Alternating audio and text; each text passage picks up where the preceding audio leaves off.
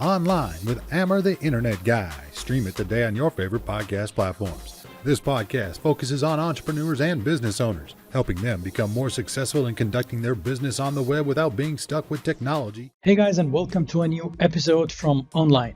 Today we're discussing digital marketing. The problem with digital marketing is that the umbrella of digital marketing is so wide, and there are a lot of things that actually fall underneath. Sometimes even your website is part of your digital marketing. The issue is that in the past few years, people have been thinking about technology more than the marketing aspect itself. And one way or another, many people feel alienated when the term digital marketing comes into play. So what happens? What exactly is digital marketing, and how do I get it right? Is it SEO? Is it paid advertising? Is it social media? Is it email campaigns? Is it mailing lists and landing pages? And there's a million questions here. Luckily, my guest is an avid digital marketer with a great passion to help entrepreneurs and small business owners. He is in Vancouver, and we've had a great conversation. So without further ado, let's meet Arjan Mundy. Hey Arjan, how's it going? Hey, not too bad, Amir. How's everything? All good, thank you. Hey guys, I've got Arjan here from Everyday Dreamers, and we're going to be talking about some interesting stuff. But the first thing that I'm interested to know is a little bit more about Arjan and the name Everyday Dreamers. So how did that come about? It came about in university, actually. So this is probably the second iteration of Everyday Dreamers when we're actually trying. But in university, you know how it is. You want to start a business, and you want to start a particular type of business. And you spend forever thinking about, what is the name of this? What is the logo? What is all this stuff? And it just kind of hit me one day. I remember I was sitting on my balcony just thinking about the day. And I don't know where it came from. People sometimes talk about, writers talk about inspiration just hitting. I have no idea where the name Everyday Dreamers came from, but it just came to me. I'm like, Everyday Dreamers, that sounds super nice. I want that to be the name of my company. So then I floated it by my partners, and they also loved it. There was a bit of contention because it's like, okay, are people going to really know that this is a marketing company? The fact that the name has nothing to do with marketing. But so far, we haven't run into any issues. So, people really like the uniqueness sounding of it, I think. Yeah, I think it's once you create enough awareness, it doesn't really matter what the name is. Yeah, you gotta like it, and it has to stick in somebody's mind to remember you. Maybe, I don't know, maybe they don't remember, like for a first-time visitor, for example, to your website, maybe they won't remember all your services, but they're sure going to remember the name. Yeah, for sure. The ideal is to have a name that sticks in people's mind, but also speaks to what you do, right? Amir the Internet Guy, you know what I mean? Like that not only sticks in your mind, but it's also very, very clear what field you're working in, what services you probably provide, right? Everyday Dreamer is less so, but it's more inspired from the Apple brand of names, Apple has nothing to do with computers, but it's synonymous with it now, right? Yeah. It's funny. Yeah, my first job was at Apple right after university, but at the time they weren't so big on marketing it as Apple. It was mostly Macintosh was the name that was used most of the time, or you'd say Apple Mac, but it wasn't because they didn't have anything but computers. There were no iPods, there were no phones, nothing else. So we touched on it, and you said you're a marketing company. So I just wanted to give our audience a little bit of background on, why a marketing company. Yeah, sure. Like why I found Yeah, one? like the idea itself, kind of, how did you venture into it? Sure. As I said, this is the second iteration. First iteration was just me and a few friends goofing off in university. We were all in our last year of university. We kind of wanted to start something. So we said, hey, why not a marketing company? Because I had some background in marketing. Before this, I had done some marketing for some festivals, some marketing around the university, and I had worked at a couple of agencies. So I had some background there. And we thought, okay, we can leverage a skill because I'm not bad at it. We got some small contracts, but you know how it is when you're in university, you're not really focusing on the business. Your focus is your studies, and it kind of just died out naturally. University ended. We all had to get jobs. I lucked out. I managed to get a job with the United Nations, actually working in UNESCO in Paris. That was really, really cool. But it really, about a year there, and I realized very quickly, I do not want to work in an organization, period. You're working for the United Nations, you're working for UNESCO. Yeah. You feel like it should mean something. You feel like you should feel inspired to go into work every day. And I didn't really. I just felt like I was working on something bureaucratic nonsense that took forever to pass through, So that was a bit of an issue for me. And that's when I thought about Everyday Dreamers. That's when I was like, you know what? Let's give this another try. More seriously this time. Yeah. So, saved up a bit of money. When was that, Arjan? That was about a year and a half after university. So that was about 2 years ago now. 2 years ago. Yeah. Perfect. So saved up a bit of money. My girlfriend, Nicola, you've met her. She said, okay, I'll help too. Then we had another friend, Spencer, and he had been working in more startup type businesses. So he's like, you guys know marketing, I know business. We can bring this together. And, Nice. So kind of just all started falling to get into place. And that's how it started. So we're all entrepreneurs by chance. Yeah. I mean, is anybody an entrepreneur any other way? No, obviously people are entrepreneurs any other way, but I just fell into it. You don't think about it when you're in school or university. Like, it's kind of, you don't think like, I'm going to go on my own and I'm going to do this. Like, because the idea itself when you're younger is a bit scary. Yeah. I mean, for me and my friends, it was really exciting, that idea, but I don't think any of us really understood the work that went into it. Yeah, of course. Yeah. I became an entrepreneur by chance. I can't claim that I've been an entrepreneur like all my life or whatever. I come from the corporate world, and I was forced to become an entrepreneur when I moved to Canada in 2016, and I couldn't get the job that I wanted. Like, there were jobs. You can get a job, but you can't get something, as you rightfully said, that makes you feel inspired. I mean, I don't want to say you can't, because I don't want to discourage newcomers and new immigrants, but in general, it does take time for you to understand how everything works. And when you're brand new, just moved in, and providing you don't have any language issues, it's easy to integrate, but finding the job that you want, or finding a job that's closer to what you were doing before coming, will take a little bit of time, because you have no network, and you're still trying to learn the ropes of how businesses operate here.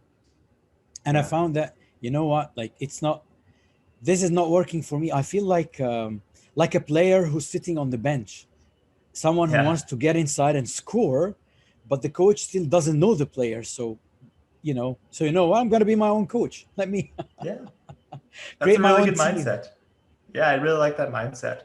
I think here, as you rightly said, it's network. That's one thing. But your job, even for my friends who are in normal 9-to-5 jobs, not entrepreneurs, they can make the job into something they want.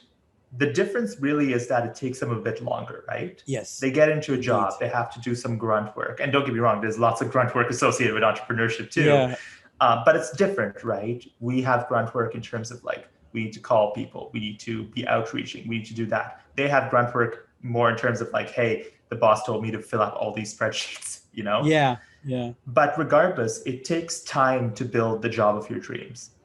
The real choice for people is just like, are you going to do that in an office, or are you going to do that on your own? Yeah. And whatever makes you happy. It's like, we were just discussing offline a little bit earlier on your website. I have to tell people about this. It's everydaydreamers.ca. I'm going to have the link posted anyway when the video is produced. But what caught my eye, the first thing is that the button for read our blog looked like an underwear. And I was thinking like, why would anyone do that? And then I asked you, so I wanted to tell people why your button for your blog is an underwear. Well, it's our name, right? Not Everyday Dreamers, but the name of our blog is Marketing in Your Underpants, because I just could not think of a better name for a digital marketing blog. What do I do? Well, I spend my days marketing in my underpants, and I'd love our blog to teach other people to do the same. So I really like that name. marketing in your underpants, is that like the connotation? Is it because of how easy it is, or because of you do it from home so From that home. you're not dressed? Yeah, from home. It's not easy, but it's from home. And before Corona and everything, the name came about before Corona, so it was less it was more original to be marketing from home, I guess. Now everybody does it. Yeah. Because I didn't mean easy as no, the work itself is easy, but compared to the traditional old style offline marketing is way easier. At least, Is it? I mean, if you think about it, I don't know, maybe it's not. But the idea is, because I'm an online person and I've been with the internet for, I don't know, 20 years now, I feel like there's nothing that you cannot do online anymore. But when you think about it, you're just sitting in front of a computer. Like we all accomplish different things, but at the end of the day, we're all sitting in front of our screen and our computer. The only thing that matters is the connection. Like if you lose that, you lose everything. But yeah, makes as you feel bad opposed for people to, who don't have a connection. yeah, The digital divide, right? But yeah, no, I agree. I think maybe what you're talking about is there's less barriers to entry. You know. Yeah. Like one thing that's always, and I don't really know because I didn't really work in marketing before the internet, so I'm not 100% sure this is true. But I feel like marketing before the internet wasn't as accessible. Now I wouldn't say it's easier. Yes. There's a lot more that needs to be done, but you know what to do. You just go and do it. So there's more work. There's more busy work that goes into it. Yes, indeed. You have to add like 5 million keywords into your Google Ads, right? So like that takes time, researching that and whatnot. Whereas if you were doing that offline, or the equivalent of that, how offline, would you this is the thing, that it can't be done offline. How can you ask? How do you know what people are searching for, or what? Like if there's no internet, you have to walk in the street and stop, I don't know, 50 people a day to ask them what their interests were. Well, before the internet, ads were just ads. Like they weren't Google ads. They were, ads on TV, ads on radio, billboard ads, right? Now, like the thing about those ads is that the creative for them takes much, much longer, right? Yes. You sit with it for a long time before you think about, yes, this idea is good enough to put on TV. This idea is good enough to put on radio. You know what I mean? There's no A/B testing. Yeah. Exactly. It's expensive. You can't just put it on TV and pay all that money and then it doesn't work. Yeah, exactly. But today, it's just you release something. It doesn't matter if it's a bad ad, because you'll find out in 2 days, because you're also releasing 10 other ads and you're like, oh, this one's performing badly, so I just switched to these ones. So yeah, it's more busy work, but easier to do. The creative doesn't take as long. That's what I mean? That's what I was thinking about. Yeah. I mean, since we're discussing ads as well, and this is one area that I get asked about all the time. And like in general, when people think of search engine optimization, they always remember receiving junk emails from halfway across the world promising them first page of Google and whatever. But luckily, those who contact someone they trust, like contact you, contact me, contact someone in our community, and we always tell them, no, don't actually respond to these offers. And in most cases, even if they're true, all what they do is they take your money and buy ads, but they're not actually doing something for you. Like you could buy your own ads if you wanted. The problem isn't buying the ads itself and paying Google or Facebook. The problem is actually finding the right things to put on the ads, like something that actually people are looking for, something that will get clicks to you, or people will have more interest to learn more, or whatever it is that it's on the ad. If it's, if you're selling an item or whatever. But in most cases, generally speaking, the average entrepreneur, like let's say, I don't know, you're a yoga coach, right? You don't want to spend your time actually studying how ads work. You just want something to work. So I want to know a little bit more how it works. Like what happens? Let's say if I'm a solo entrepreneur and I want to market my services now, but I'm not sure where to start. What do I do? It's so different depending on your strategy, your industry, and what your goals are, right? So you mentioned two things right there. You mentioned SEO and you mentioned paid ads, right? Yeah. And for different strategies, it might be appropriate for different entrepreneurs, different who are starting up different companies, right? If you're starting up, I don't know, a cannabis company or something of the sort, there are rules against advertising that using Google Ads. So you probably need to put a lot of your effort into SEO. But if you're starting up, you know, a coaching service or a marketing business where your average offer is $5,000 or something of the sort, then PPC is the way for you to go because it's a lot more competition on SEO.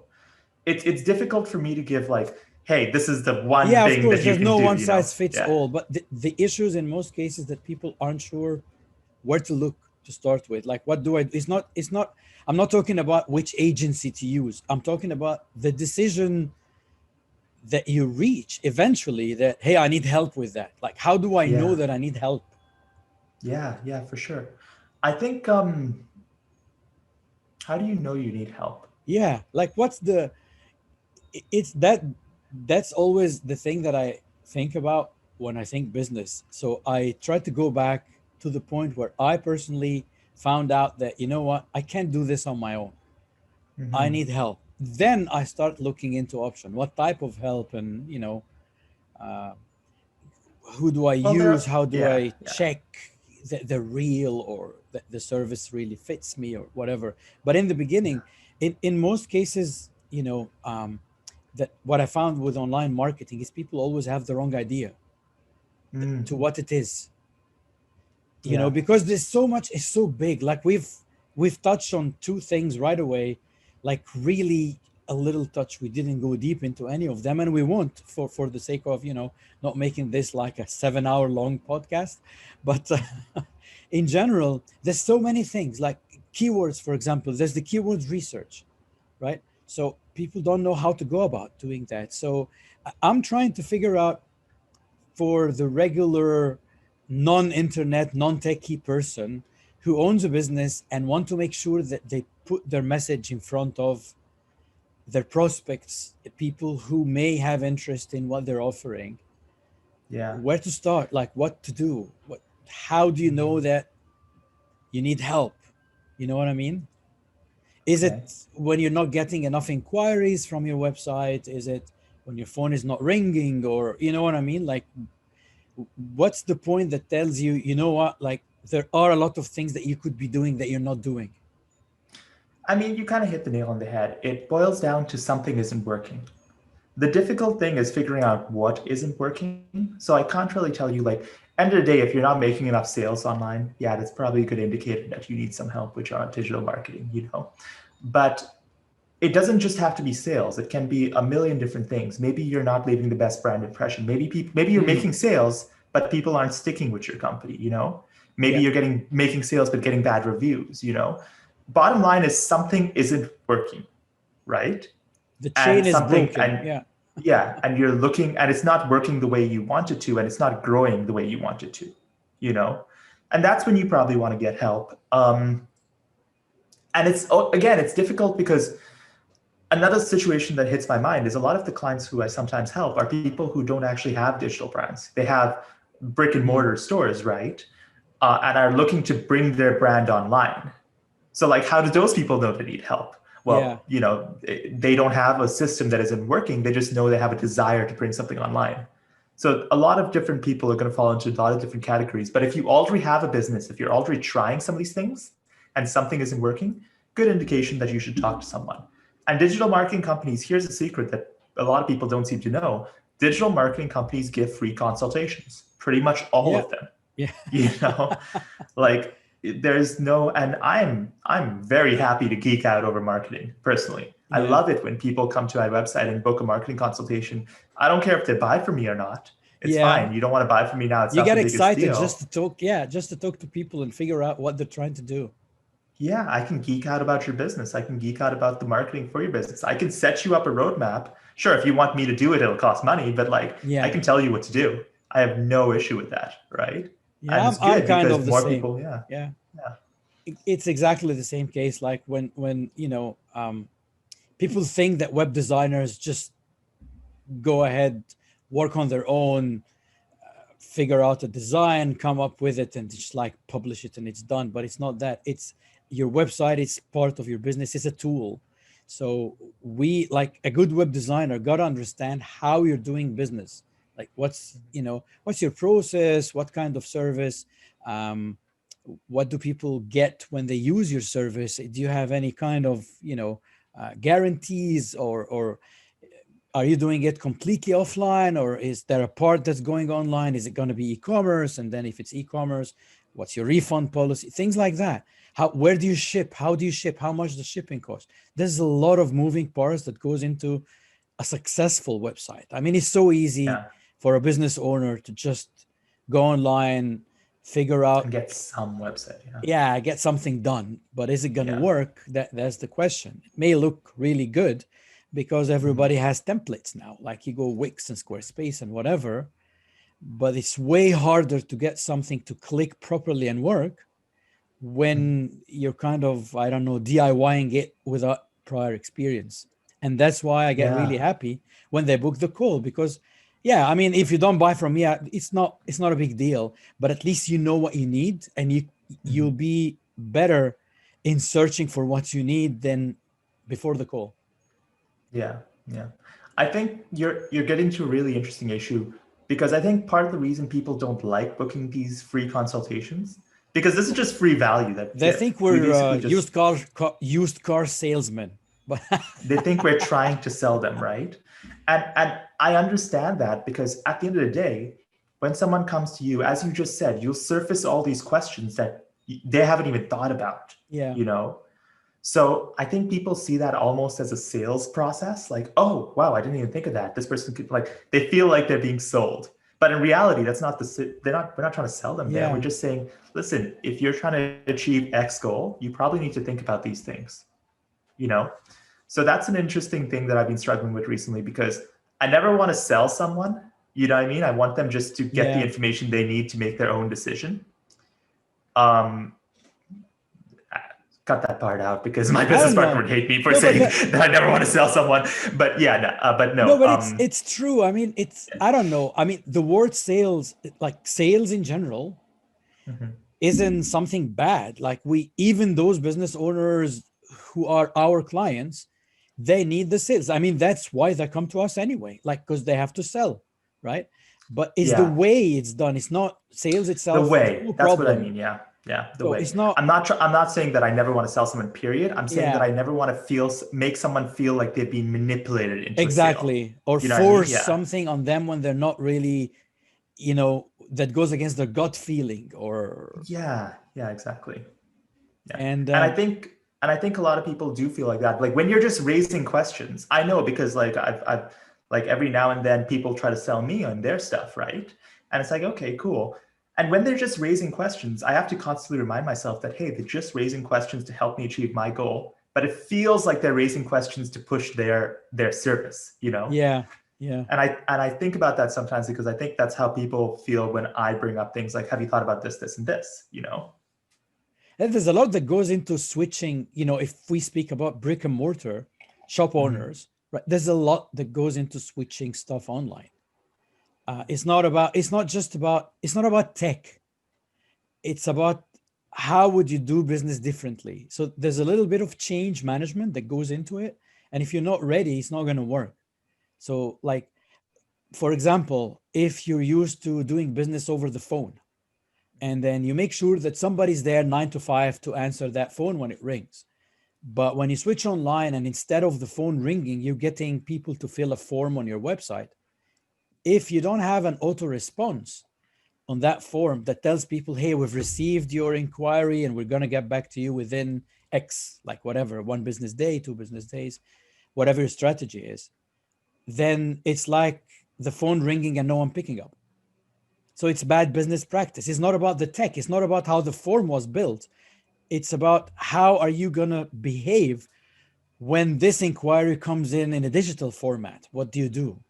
Who's there for them? You know what I mean? I get people sometimes ask about membership websites. And most of them have great ideas why they want to have a membership website. But there are some people who don't know what to put in there.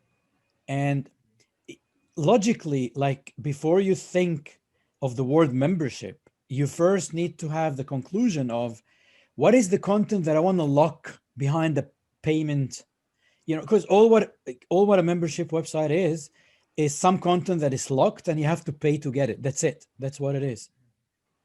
It's just a fancy name. It's membership. But like at the end of the day, you're locking some content away behind I don't want to call it a firewall, but behind a wall, and only people who pay get through the wall. That's it.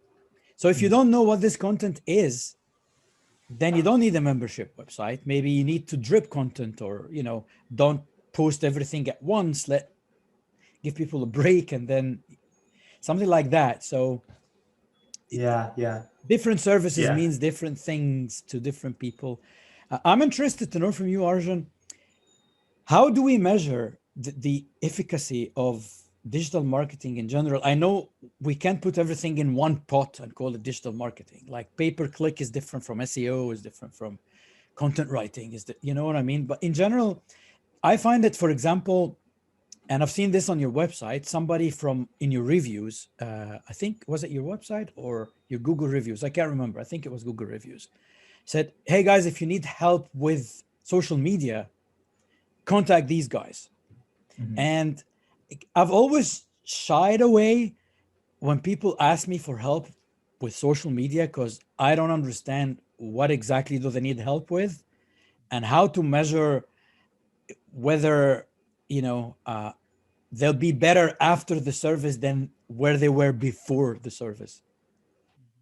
So the measurement part is the part that makes me scared to even hook them up with someone who knows how to get it done. You know what I mean? Like, I don't normally get myself into something that I don't know about.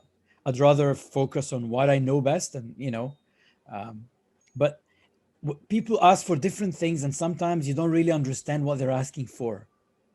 Yeah. Okay, so there are really two things that you're aiming for online, right?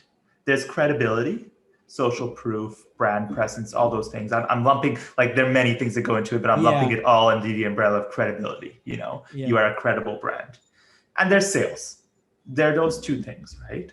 Now, realistically, most of the digital marketing practices that you have are going to be measured by one of those two umbrellas, right? And these are, once again, I'm making huge broad brushstrokes, right? Yeah. But like, just to simplify it, if you have a social media strategy that is aimed at building credibility, then you have to define how it's doing that. Is it getting you more reviews? Is it building you a social media group? Is it just simply starting a social media account and getting some likes and engagement on there, so that when people come there, they feel like, oh, people are actually behind this brand a little bit, Like, what is the goal? And if it's a credibility-based goal, what is the metric that's going to measure that? And if you define that in your original plan, then it's very, very easy. Sales is obviously much, much easier. What is the bottom line? How many meetings have you booked? How many of those have converted to sales? Yeah. And it's very, very easy to see, like, okay, we converted really well off the first initial call, but no one actually closed. Something went wrong with that call. Like, it's easier to say how to measure that, right? When you try to measure credibility, you really have to start with, what are you trying to do and how is it making us more credible? Being in the top 3 spots of Google organically makes you more credible. So, like, that is how you measure that part of growth. It's also going to lead to more 5 traffic. years? Or... Depends on your industry. 8 months. Yeah, about 6-8 months. I'm joking. Yeah, because everyone wants to be on the top page of Google, but in essence, to get there organically, you need the time, because you're building. It's like building blocks. You have to put brick on brick on brick until the whole building is ready. It's not an instant. But the question is for what, right? Like, do you want to be on the first page of Google for some word that no one ever searches for? Because you can do that tomorrow, right? Yeah. If you want to be on Google for a word that is actually going to be profitable, that people are actually going for, then you're right. Maybe 5 years, maybe 8 months. Like, it just depends on how much money you're going to throw at it, right? Yeah. But yeah, get back to the idea of credibility. If you're trying to build credibility somehow online, then you need to define what is success. Like, how is it building credibility?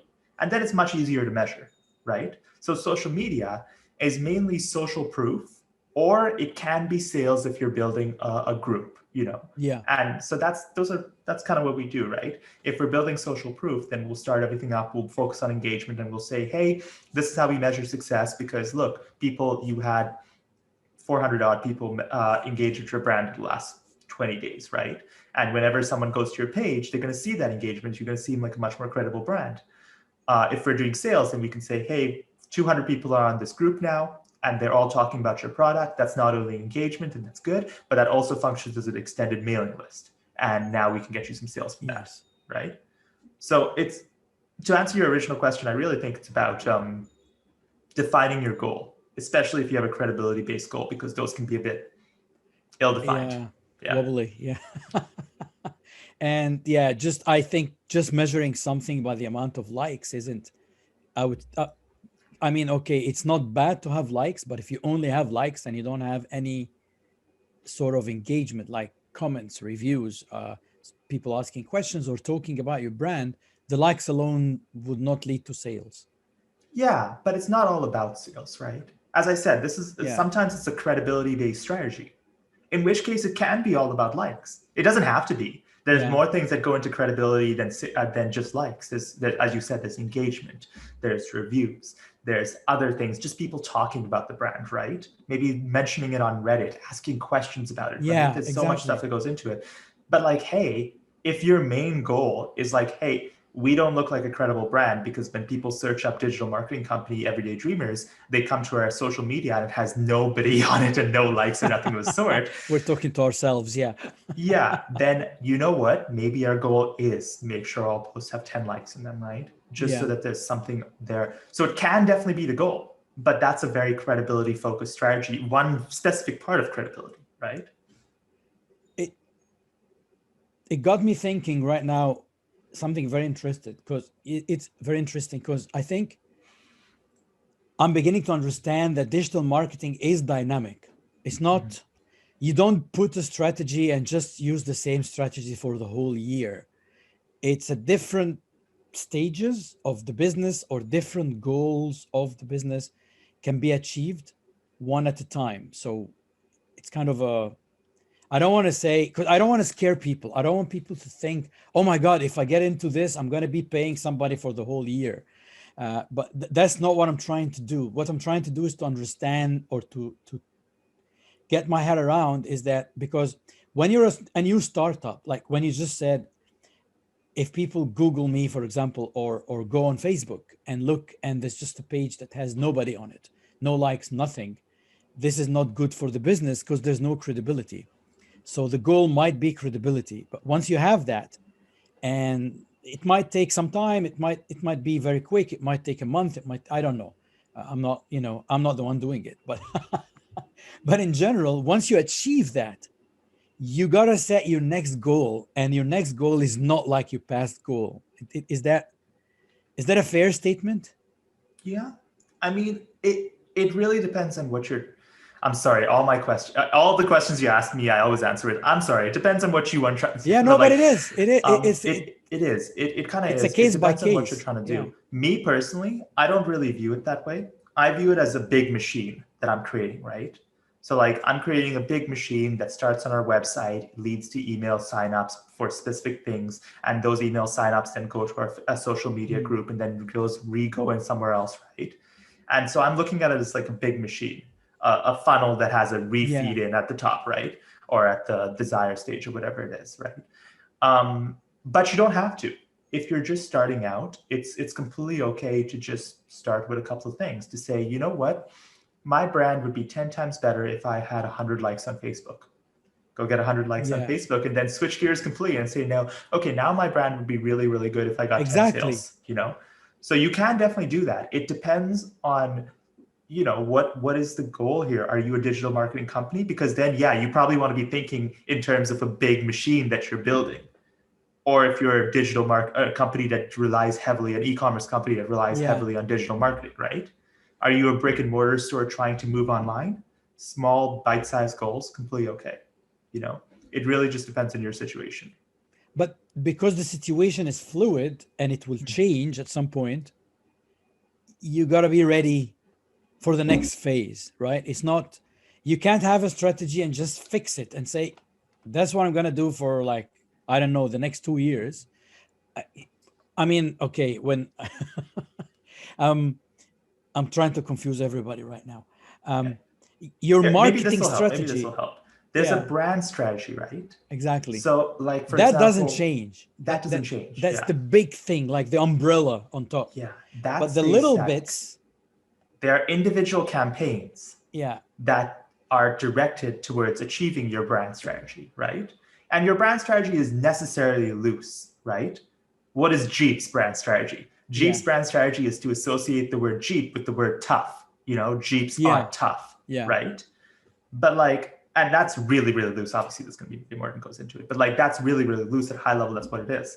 The individual campaigns that go into achieving that are going to change on a daily basis, right? Or a weekly basis. But the brand strategy, Jeep is never going to switch gears completely and say, okay, now we want to be known as tough. Right? No, you're not going to do that.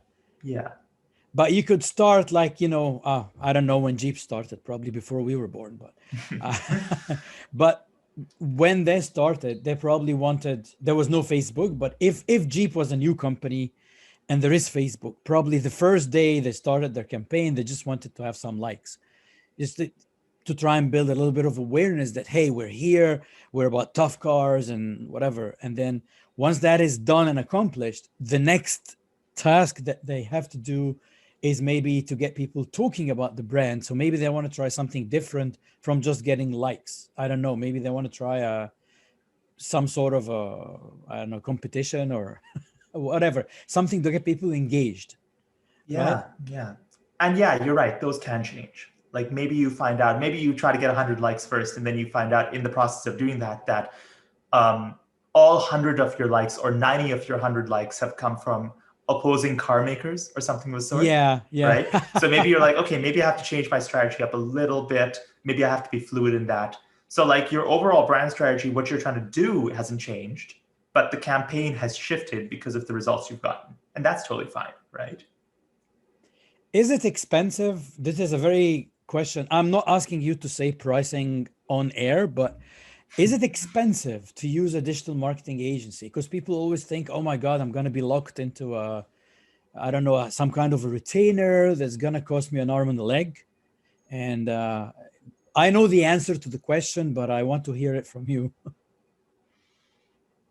Is hiring a digital marketing agency expensive? I mean, what kind of budget are we talking about here? Like, okay, look, hiring anybody professional is expensive, quote unquote, right? In the grander scheme of things, no, it's not expensive. When you look at your finances for the year, no, it's not a major expense, But when you look at the price right in front of you, yes, it is expensive, especially for a small business owner, right?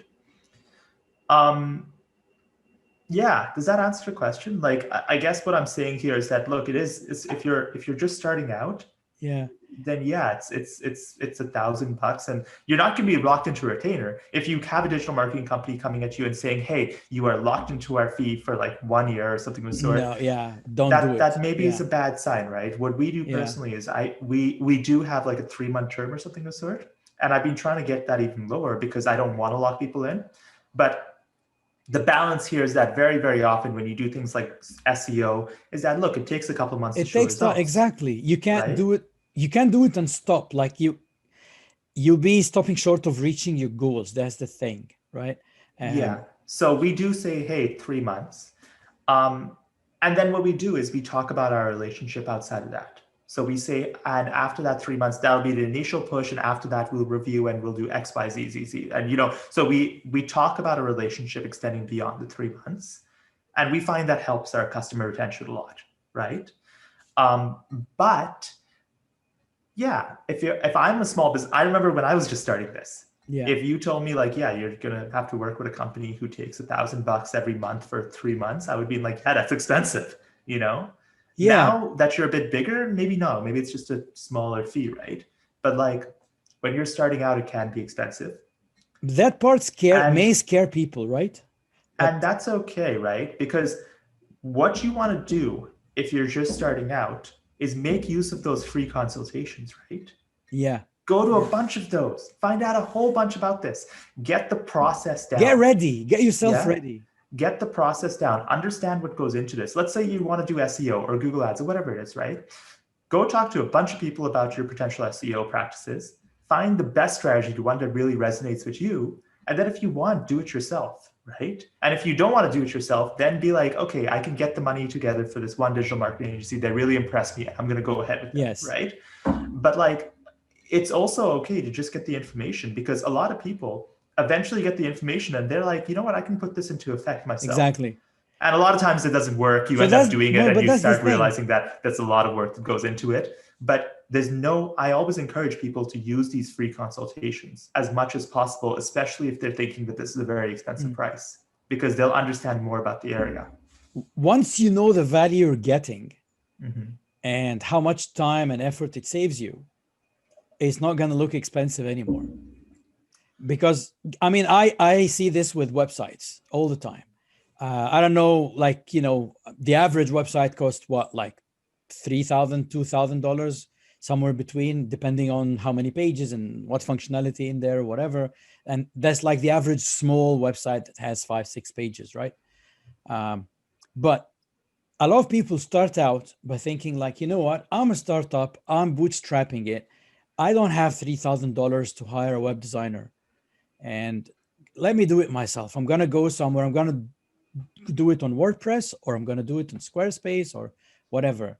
And then they start, which is a good thing, because you need to get your hands dirty to understand what goes into it. Yeah.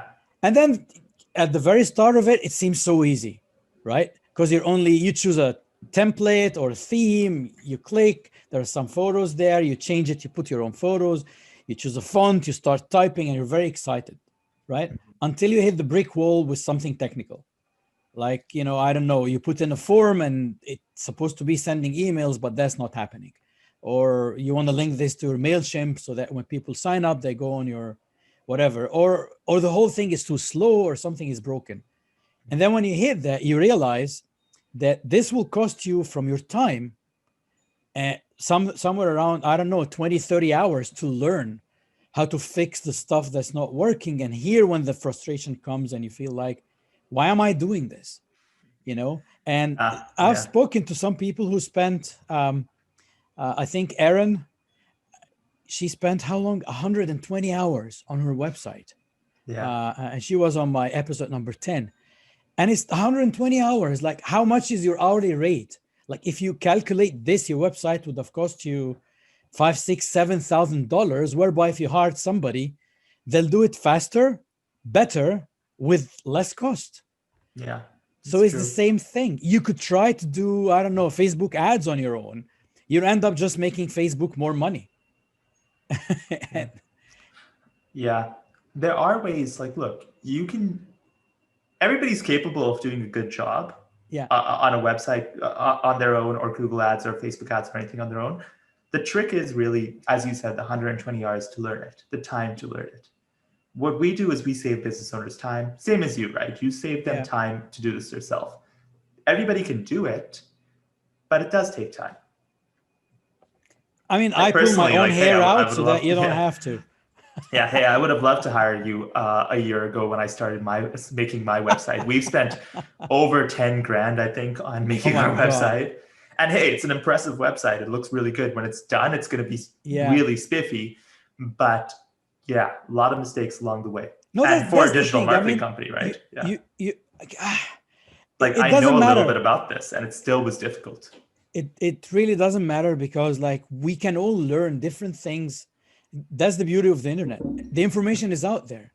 You can learn things and you can act on them. But the question you should be asking yourself, do I use these many hours to work on the business, to work with my clients, or do I use them to learn tech and make my website better? So if you're a web designer, web developer, you're always learning. You're always using this time to make things better for your clients, for yourself.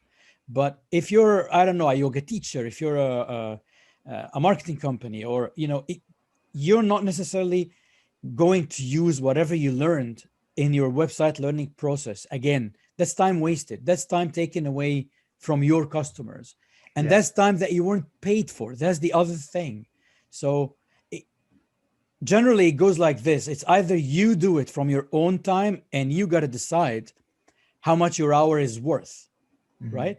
Or you get somebody else to do it for you, and hopefully their hourly rate is less than yours, so you're making money, you're not wasting money. Yeah. There's a lot to deback there, I think, because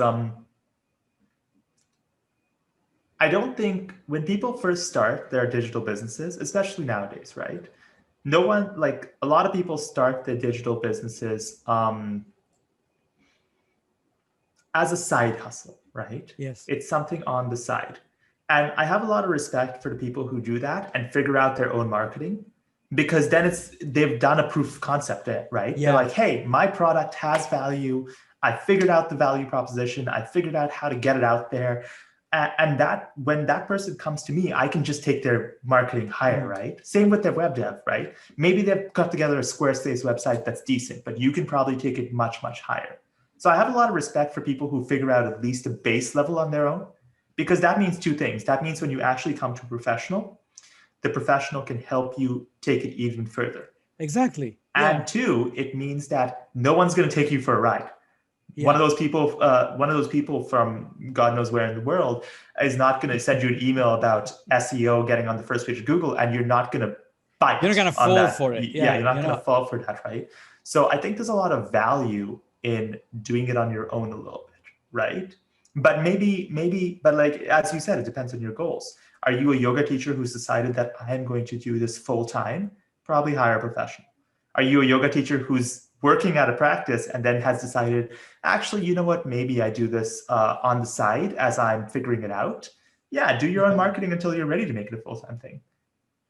Of course. I mean, it's good to know also when you're DIYing it, where you can find help when you need to. Like there is help available. There are different things that can be done, and there's free help available. Yeah, we've talked about our free consultations, obviously, right? And those are a great space of free help. But even when I was first starting, when I was in university, there's so much help online, just on Quora, just on Reddit. People have the answers, So yeah, there's a lot of resources for someone who's getting into this world. I love that.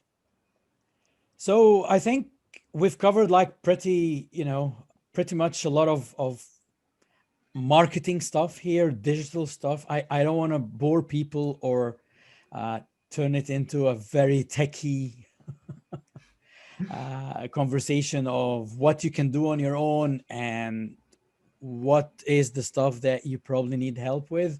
This is something that every individual will have to decide on their own, and how much is their time worth, and if they're okay pulling their hairs out while they're learning. So it's a journey. Everybody takes different entry points to that journey. But at the end of the day, it's good to know that there is help available. And Arjan rightfully said that there's also some free help available. And not only in the forms of, hey, Google it or go on Reddit or Facebook groups or whatever, you can also book the free consultation calls. These are actually very good value. I mean, I for one, sometimes evaluate this and think, should I continue doing this? Because it's a number of hours, of my time that I would otherwise be paid for. But I enjoy them. I enjoy getting to know people. I enjoy doing these podcasts because I get to know people like you. I get to know industry professionals. I get to speak with them and uncover some information that I personally didn't know about. And so now I have a little bit better understanding of how digital marketing agencies work, and they're not expensive when you look at the value. The not expensive point's an interesting one, because once again, you come back to those umbrellas of credibility and sales. I find that we're not very expensive when you look at the sales we've brought in a company, and those companies that we're bringing in sales for, that we have a sales focused agenda for, they don't think we're expensive at all. And there's never a question about our services because they're making so much more off our services, right?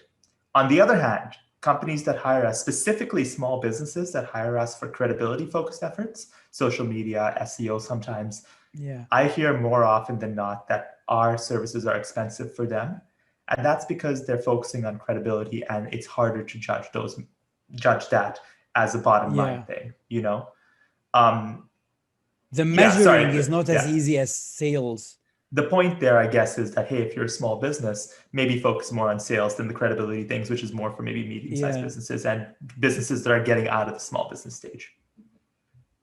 I don't know, some people probably, or some businesses, maybe doing very well with sales, even though when you look online, they don't look like they have a ton of credibility.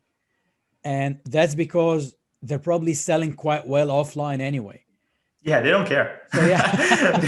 they don't care. I mean, if you're making like, hey, would I care a lot about my social media if I was selling up like 10 clients a day? You know, if I have a system that's working, then I probably don't care that much about my credibility. I've seen very successful entrepreneurs with crappy websites and no social media presence whatsoever.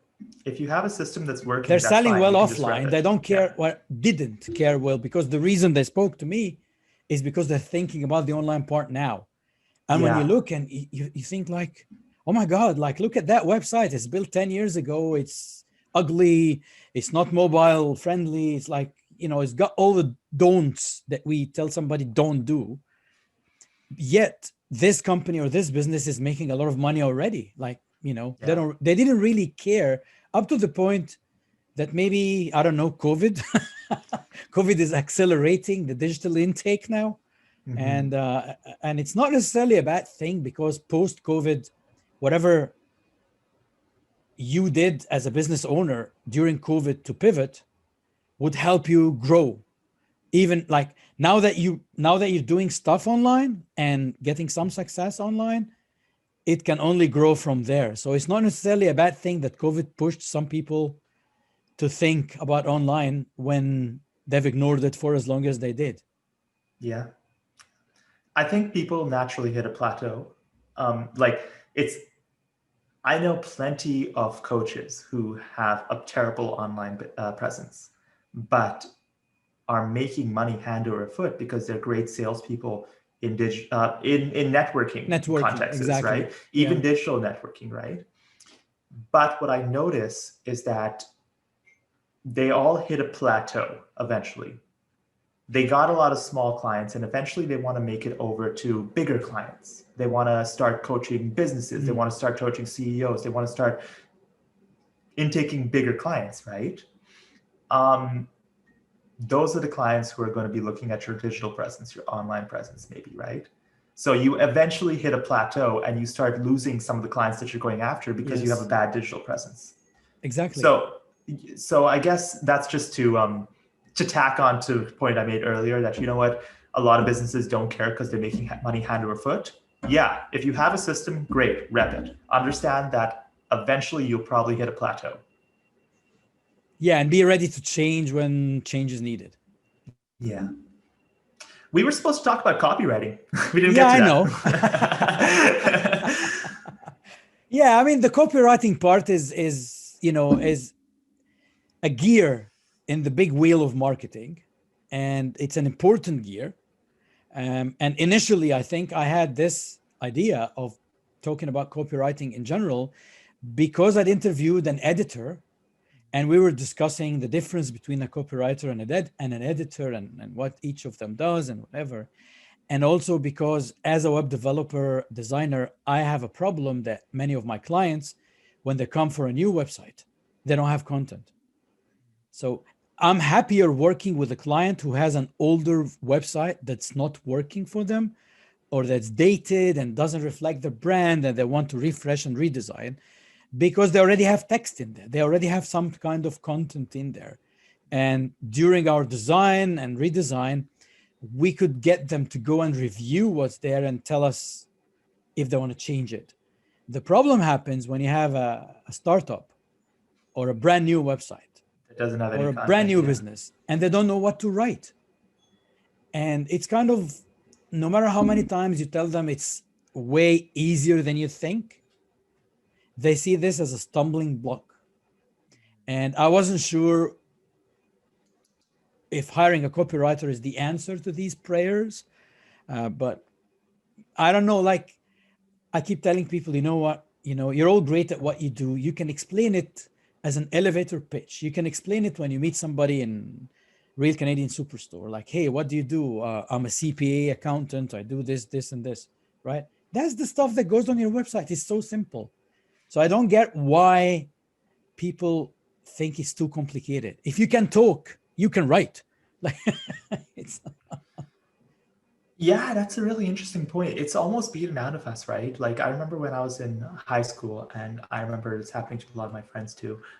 Teachers beat conversational writing out of you, right? They say, no, that writing is too conversational. Yeah. And I hope they still do that in high school, because now the way you want to write online is conversational, right? So I think a lot of people feel like their writing isn't supposed to be the way they talk. But yeah, you're right. It should be. It should be the way that they talk. It should focus on the benefits of your service, right? It should solve their problem. There are some background pieces that people maybe should think about around, like, what is the problem they solve, et cetera, et cetera. But those are just good things to think about if you own your own business anyway, Yeah. Are copywriters the answers to those prayers? Yeah, I don't know. I don't know. Like, the thing is that you can hire a copywriter who maybe won't deliver the best. Like, if you hire me, even, right, as a copywriter, and I'm a decent writer, I'm not going to be able to help a business that doesn't know what the key problem they solve is. So this is the thing. Like, that's the thing that I want to tell people about and be very clear about. The copywriter is not going to invent something to write about your business. You gotta come up with some sort of content. Maybe the way you write or the way you're going to be talking about your business as a business owner isn't the best way for results online. And that's okay, because the copywriter will turn it into the stuff that will go online for you. But they won't come up with the idea on their own. I mean, some can, or to a certain extent, but that's not what you want. You want to think about your business, like the reason why you got into that type of business anyway, and share it with your audience. That's like the story. It's kind of, I don't know. I don't want to formalize it into, strategy and marketing and something that sounds a bit too corporate-y or too hard to do. But it's kind of, what's your story? It's like, I told the people in the first episode of this podcast where the internet guy name came from, right? And part of it because my name is very hard to pronounce. Like they couldn't say my name, and they were afraid if, they say it wrong, I'll get offended or something. So they just call me the internet guy. Like, I'm meeting with the internet guy. Yeah. And it just went on from. So it's kind of why I do what I do, because I like helping people to transition from non-digital to digital without pulling their hairs out. It's as simple as that. Yeah. So if you're a CPA, if you're a yoga teacher, I don't know why I keep saying yoga teacher, because of maybe my sister does it. And but if you're a coach, if you're an owner of a small coffee shop or a bakery or something like that, you got to think of, there are tens of bakeries in your area, or more, or maybe thousands in BC or in your state or wherever you are, right? Mm-hmm.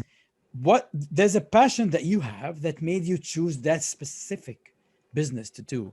There's something that you do well, that you know that you do well. Share that with the world, right? And then my idea is, like, if you just either jot it down as in your own words, and then, or even record it on your phone, just do it as an audio file if you don't want to write, and give this to a digital marketing company that has copywriting services, or an editor. They'll do it for you. They'll give you the final version that is supposed to be the one to attract people to click and want to have a conversation with you. That's the whole goal. Yeah, a lot of thoughts there. So you used a really dangerous word. You used story. And story, yeah.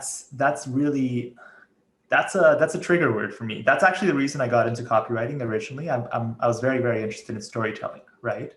And what is storytelling? How does it happen? How does it happen in a digital context specifically and through copywriting?